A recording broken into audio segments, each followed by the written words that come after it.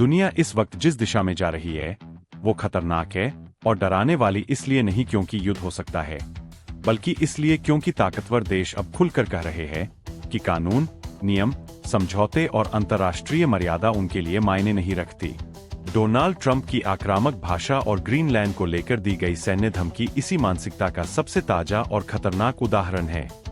Greenland कोई खाली जमीन नहीं है, कोई बंजर टापू नहीं है, बल्कि एक जीवित इलाका है, लोगों का घर है और अंतर्राष्ट्रीय कानून के तहत डेनमार्क के अधीन एक स्वायत्त क्षेत्र है।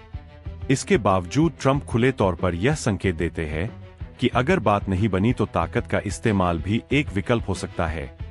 यही वो बिंदु है जहां दुनिया को रुककर सोचना चाहिए, क्योंकि यही तर्क रूस ने यूक्रेन के मामले में दिया था और आज वही तर्क अमेरिका ग्रीनलैंड पर लागू करने की कोशिश कर रहा है।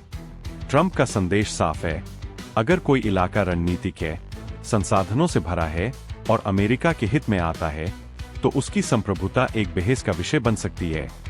यही सोच सबसे ज्यादा खतरनाक है, क्योंकि अगर अमेरिका यह कह सकता है कि ग्रीनलैंड उसके लिए जरूरी है, इसलिए वह उस पर दावा करेगा, तो कल चीन यही बात ताइवान के लिए कहेगा, रूस यूक्रेन के बाकी हिस्सों के लिए कहेगा और दूसरे ताकतवर देश भी अपने पड़ोसियों पर नजरें गड़ाएंगे। यही वजह है कि ग्रीनलैंड सिर्फ एक द्वीप नहीं है, यह एक मिसाल है और गलत मिसाल पूरी दुनिया को आग में झोंक सकती है। अब इस पूरे खेल का कानूनी पहलू देखो। अमेरिकी कांग्रेस में Greenland annexation and statehood act जैसा बिल पेश होना इस बात का सबूत है कि यह सिर्फ बयानबाजी नहीं है, यह सोच अब कागज पर उतर चुकी है। इसका मतलब साफ है, अमेरिका अपने सिस्टम के अंदर यह रास्ता तलाश रहा है कि किसी दूसरे देश के इलाके को अपने देश का हिस्सा कैसे बनाया जाए। यह वही तरीका है जो इतिहास में साम्राज्यवाद ने अपनाया था। पहले नैरेटिव बनाया जाता है, फिर कानून का ढांचा खड़ा किया जाता है और आखिर में ताकत का इस्तेमाल किया जाता है। डेनमार्क और ग्रीनलैंड ने बहुत साफ शब्दों में कह दिया है कि वे बिक्री के लिए नहीं है, वे अमेरिका का हिस्सा नहीं बनना चाहते। इसके बावजूद ट्रंप डेनमार्क के ऐतिहासिक दावे पर सवाल खड़े करते हैं, जैसे सदियों पुरानी संधियां और अंतर्राष्ट्रीय मान्यताएं किसी ट्वीट से खत्म हो सकती है। यही अहंकार पूरी दुनिया के लिए खतरा है और यहीं पर तुम्हें रुककर सोचना चाहिए कि अगर आज यह ग्रीनलैंड है तो कल कौन होगा। अगर तुम्हें ऐसी बेबाक और बिना डर वाली रिपोर्टिंग चाहिए तो अभी चैनल को सब्सक्राइब करो, वीडियो को लाइक करो और कमेंट में लिखो भारत माता की जय, क्योंकि जो सच है वो बार बार दबाया जाता है और उसे जिंदा रखने के लिए आवाज जरूरी है। अब नाटो के एंगल पर आओ, जो इस पूरे मामले को और भी विस्फोटक बना देता है। अमेरिका और डेनमार्क दोनों नाटो के सदस्य हैं।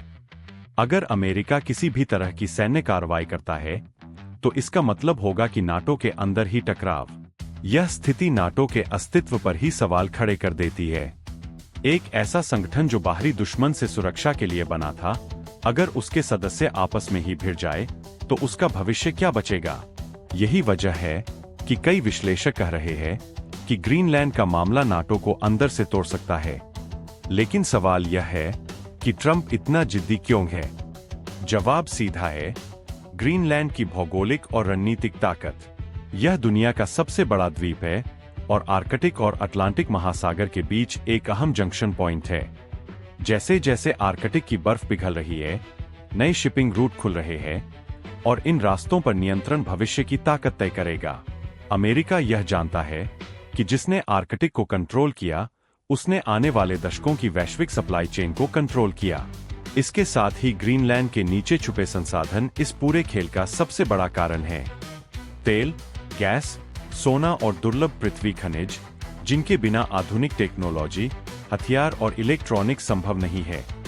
अमेरिका आज भी इन रेयर अर्थ मिनरल्स के लिए चीन पर निर्भर है और यह निर्भरता उसे अंदर से डराती है।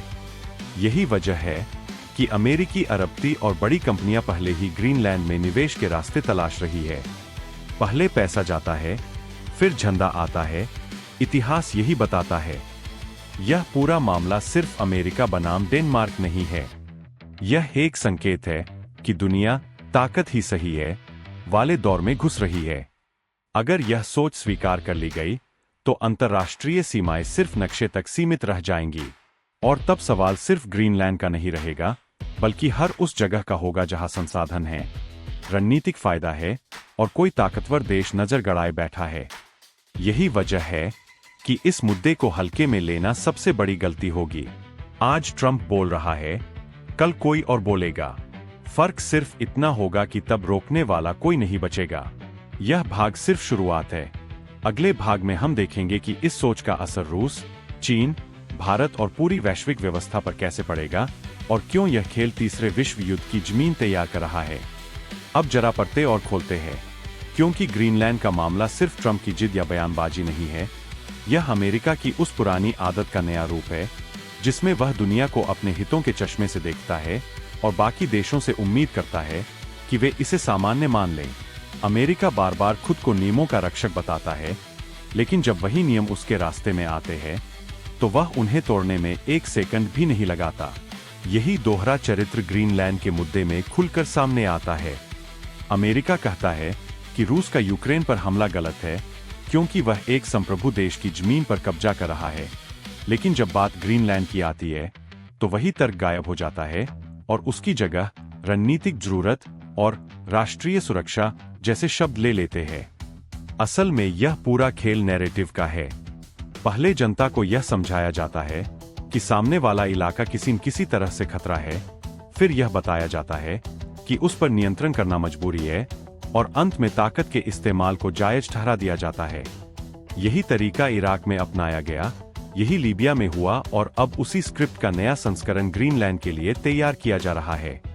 फर्क बस इतना है कि इस बार निशाना एक नाटो सहयोगी का इलाका है और यही बात इस मामले को और खतरनाक बना देती है। डेनमार्क की स्थिति भी आसान नहीं है। वह अमेरिका से सीधे टकराव की ताकत नहीं रखता, लेकिन अगर वह झुकता है तो उसकी संप्रभुता सिर्फ नाम की रह जाएगी। ग्रीनलैंड के लोग पहले ही साफ कह चुके हैं कि वे किसी सौदे का हिस्सा नहीं बनना चाहते, लेकिन बड़ी ताकतों के खेल में आम लोगों की इच्छा अक्सर कुचल दी जाती है। यही वजह है कि यह मुद्दा सिर्फ राजनीति का नहीं बल्कि नैतिकता का भी है। अगर दुनिया ने आज यह मान लिया कि ताकतवर देश कमजोर की जमीन पर सौदेबाजी कर सकता है, तो कल किसी भी छोटे या मध्यम देश की सुरक्षा सिर्फ एक भ्रम बनकर रह जाएगी। अब नाटो के भविष्य पर एक बार फिर लौटते हैं, क्योंकि यहीं से पूरी वैश्विक व्यवस्था हिल सकती है। नाटो हमेशा से खुद को लोकतंत्र और संप्रभुता का रक्षक बताता रहा है, लेकिन अगर उसके सबसे बड़े सदस्य की वजह से ही एक सदस्य देश की संप्रभुता खतरे में पड़ जाए, तो नाटो का नैतिक आधार ही खत्म हो जाता है। कई यूरोपीय देश अंदर ही अंदर इस बात से डरे हुए हैं कि अगर अमेरिका को आज नहीं रोका गया तो कल वह किसी और मुद्दे पर भी यही रवैया अपना सकता है। यही डर नाटो को अंदर से कमजोर कर रहा है। संगठन बाहर से भले मजबूत दिखे, लेकिन अंदर भरोसा टूटने लगे तो ढांचा ज्यादा देर टिकता नहीं। ग्रीनलैंड के संसाधनों की बात बार बार इसलिए सामने आती है क्योंकि यही इस पूरे टकराव की जड़ है। दुर्लभ पृथ्वी खनिज आज की दुनिया का नया सोना है।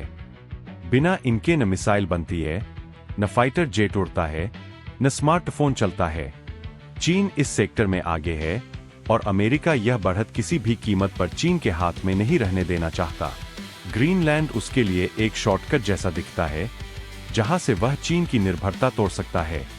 लेकिन इस शॉर्टकट की कीमत अंतर्राष्ट्रीय स्थिरता हो सकती है और शायद अमेरिका को यह कीमत चुकाने में कोई झिझक नहीं है। यहाँ एक और खतरनाक संकेत छुपा है।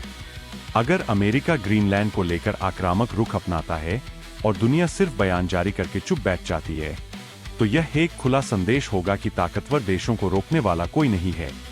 यह संदेश रूस और चीन दोनों के लिए बेहद उत्साहजनक होगा। रूस कहेगा कि यूक्रेन पर उसकी कार्रवाई को गलत कहना सिर्फ राजनीति थी और चीन ताइवान को लेकर और ज्यादा निडर हो जाएगा। भारत जैसे देशों के लिए यह स्थिति और भी गंभीर हो जाती है, क्योंकि तब अंतर्राष्ट्रीय समर्थन सिर्फ कागजी रह जाएगा और असली सुरक्षा अपनी ताकत पर ही निर्भर होगी। अब सवाल यह है कि दुनिया इस रास्ते पर क्यों फिसल रही है। वजह साफ है, वैश्विक संस्थाएं कमजोर हो चुकी है। संयुक्त राष्ट्र हो या अंतर्राष्ट्रीय कानून, सब बड़ी ताकतों की मर्जी पर टिके हुए हैं। जब नियम बनाने वाले ही उन्हें तोड़ने लगे, तो नियम सिर्फ कमजोर देशों पर लागू रह जाते हैं। यही असंतुलन धीरे धीरे दुनिया को एक ऐसे दौर में ले जा रहा है जहां कूटनीति की जगह धमकी ले रही है और संवाद की जगह हथियार। इस पूरे परिदृश्य में भारत की भूमिका भी नजरअंदाज नहीं की जा सकती। भारत एक तरफ रणनीतिक स्वायत्तता की बात करता है, दूसरी तरफ देख रहा है कि वैश्विक व्यवस्था किस दिशा में जा रही है।